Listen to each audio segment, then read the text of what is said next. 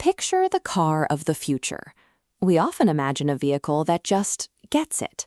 One that glides effortlessly through a rainy city night, knowing exactly where you want to go and how you want to get there before you even have to ask. Right now, most of the artificial intelligence we interact with on our phones and computers is what's called generative AI.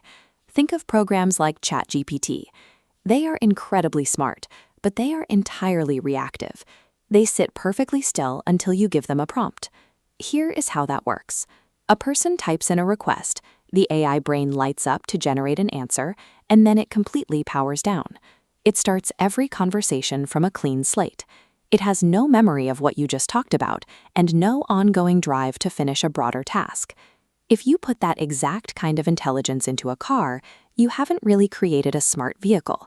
You have simply strapped a highly educated encyclopedia into the passenger seat. It can answer your trivia questions, but you still have to micromanage every single step of the journey. To truly reinvent driving, a car requires something different.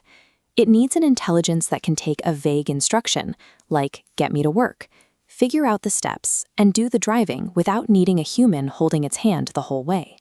This brings us to a newer system called Agentic AI. Instead of waiting for a prompt, it receives a broad goal. It then breaks that goal down into smaller tasks, grabs the right digital tools, and takes action on its own.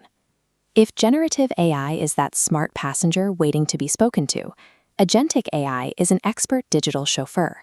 It has a job to do, and it figures out how to get it done. This diagram shows two ways a car processes a command.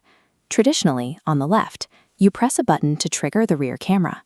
With Agentic AI on the right, you just ask. The agent understands your goal and automatically pulls up the camera view.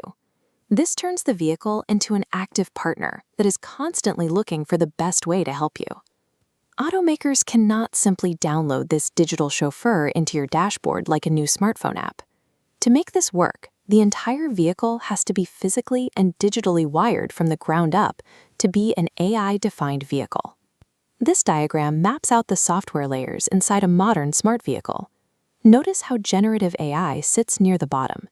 It acts as a basic reasoning and language translation layer, supporting the much more complex autonomous systems stacked directly above it. To manage the car, this system relies on what engineers call chassis agents. You can think of these as specialized middle managers, where each one is given strict authority over a specific physical part of the car. The main brain of the car acts as the boss, handing out assignments.